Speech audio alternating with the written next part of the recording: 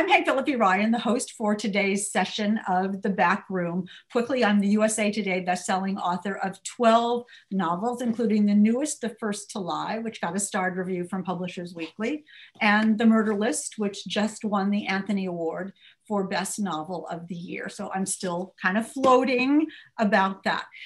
Lisa Unger is a New York Times and internationally best-selling author with books published in 26 languages and millions of copies sold worldwide. She is widely regarded as a master of suspense, and her newest book is the fantastic Confessions on the 745.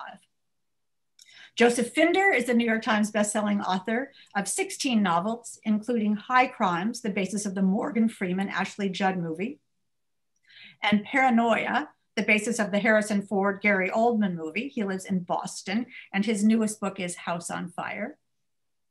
David Heska Wanbli Weiden is the author of the novel Winter Counts, a New York Times Editor's Choice, and named a Best Book of 2020 by Publishers Weekly, Library Journal, Amazon, and NPR. So David is having a pretty great year. He lives in Denver, Colorado with his family. And Heather Gudenkauf. Hey, Heather. Hello. The New York Times bestselling author of 8 thrillers, including The Weight of Silence, and her newest, This Is How I Lie. So welcome all of you. And we will start as usual with our 20 questions. You see, we have these fab 20 questions, special little backroom cards. And who is ready? All right, Heather, are you a morning or a night person? You know, I am neither. I am a middle of the day person. I don't stay up too late. I don't get up early, but during the middle of the day, I'm the most productive. Perfect. And Lisa, when do you feel the most creative? Lisa Unger. My golden creative hours are and always have been from 5 a.m. to noon. Like those are my hours. I don't always get them, you know, because I'm a mom, but those are, you know, if I get 5 to noon, I'm a happy camper. That's great. Good for you. 5 o'clock in the morning. If I had to write at 5 in the morning, my head would be clonked on the computer. Joe Finder, do you have any hidden talents? Do I have any hidden talents? Or not so hidden, besides writing? I haven't done this in 10 years. Well, I guess I don't. Ladies and gentlemen, Joe Finder making noises through his thumbs. And also, though, I do know, Joe, you were a whiff and poof. I was a whiff and poof, yep. So that's not exactly a hidden talent, I guess. David, is your desk messy or tidy? It is unbelievably messy. I'm looking at it right now. I'm writing the sequel to Winter Counts, and I've got notes and beat sheets everywhere. That's great. Lisa, what book made you want to be a writer? I think, well, there's so many answers to that question, but I think the best one is In Cold Blood by Truman Capote. Truman Capote is kind of like his short stories and his vignettes and other voices, other rooms. That's kind of where I fell in love with language. But it was In Cold Blood that kind of gave me permission to be who I am, as somebody who wants to look into the darkness and do that with compassion. So that was really one of the first. And that book is so precise, you know, every detail is just so there and psychologically. And it stays with you forever, you know, and every time you read the book, you just kind of, there's like a renewed appreciation for how genius and beautiful it is and horrible as well. Exactly. Yeah. Heather, how long have you been writing? Oh my goodness. Well, I've always loved to write, but seriously writing, it's been about 12 years. And what was your first thing that you wrote? Oh gosh, as a published author, Sure. The Weight of Silence was my. And what about as a not published author? Oh gosh, my mom has piles of my stories from when I was little, and my most famous one I think is called The Emma Dilemma, where our dog, our pet, got pregnant, our dog, and they're all these puppies, and we got to keep them all because I believe in happy endings. That's great. That's great. David, what was your favorite book as a child? As a child, I loved the Encyclopedia Brown books. I loved all of them. And I guess now he'd be called Wikipedia Brown, but they were my favorite and got, an early interest in crime and detectives in going in me. That's great. I bet everybody read those. And such classics. Joe, where did you grow up?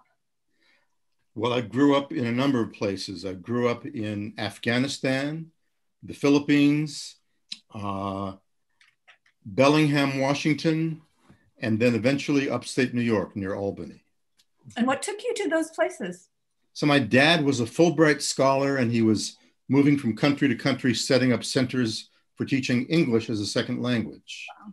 And in along the way, they had 5 kids. I don't know how. You Crazy. Don't. You do know how. Okay. we know how. Right. Lisa, do you ever read books twice? Oh, I do. Yeah, I have a few books that I revisit every now and then. A Jane Eyre is one that it's just like maybe one of my favorite stories. 100 Years of Solitude, which is such an interesting book to read, every few years, because like sort of it seems like it's different every time. It's really just you that's different every time. And The Fountainhead by Ayn Rand is another one that is another like sort of lifelong favorite that I do tend to revisit. Perfect. Heather, a tough one. What was the name of your first pet? Well, we were a family of lots of pets. So we had everything from hermit crabs to dogs to cats to parakeets. But the one that was first, I considered my dog because I had 5 older brothers and sisters. Her name was Emma, thus the short story, The Emma Dilemma. She was a little poodle. And your dog Lolo now is internationally famous. She is. She's right here, but she won't make an appearance. She's hanging out at my side, but yeah, so dogs are great. And you can tell your breakout rooms about your sidekicks events on Facebook, where you introduce authors and their pets to your readers, which is wonderful to see. David, do you read your reviews? I have never gone to my Goodreads page. I was advised to stay away from there, and I've never gone once, thank goodness. I do read the published reviews, which so far have been very good, but I plan to go to my grave never having once gone to my Goodread or Amazon site. And are you happy with that decision? So far, yes.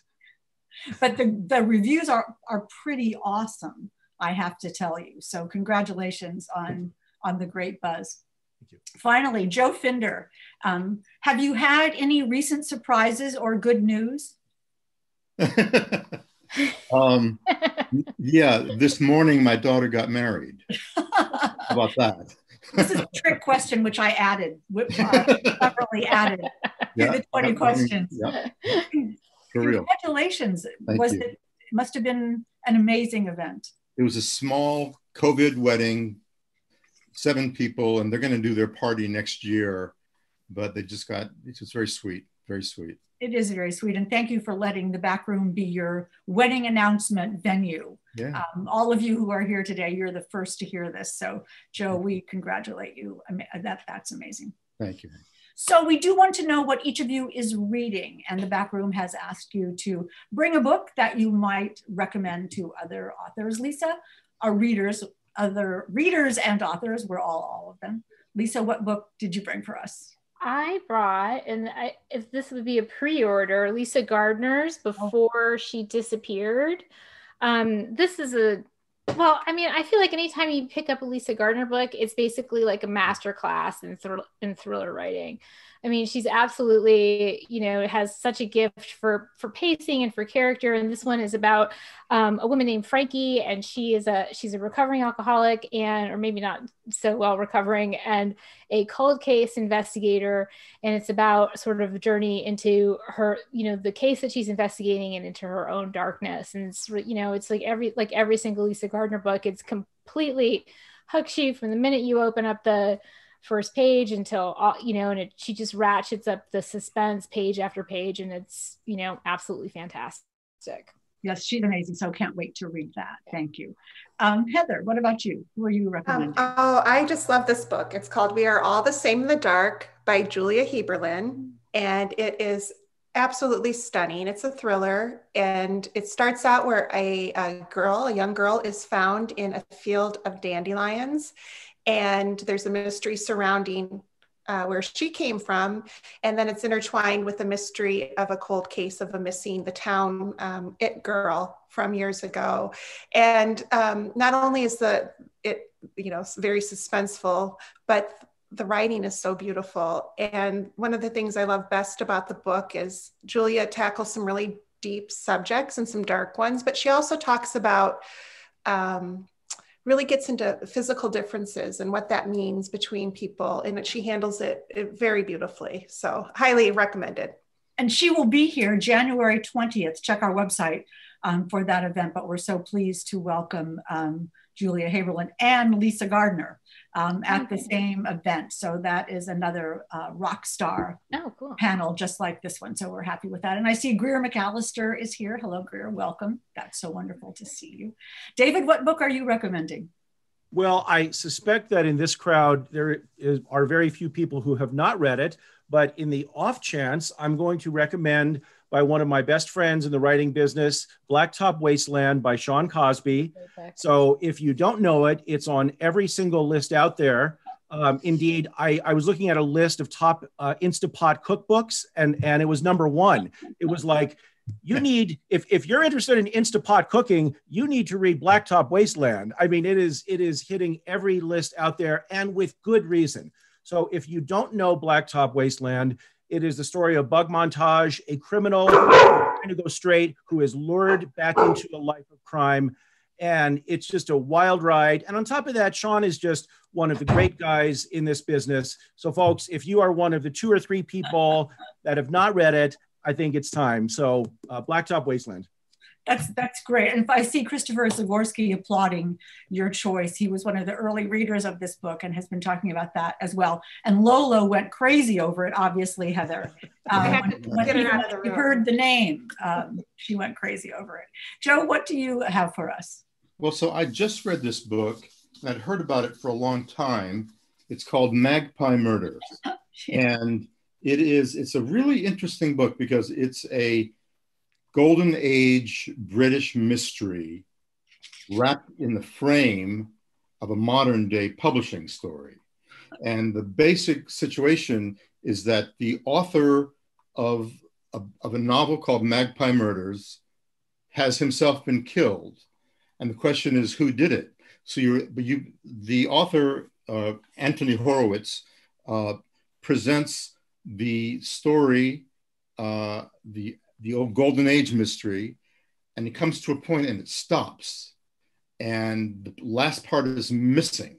So part of the book is also finding the end of the book as well as solving the crime of who murdered the author.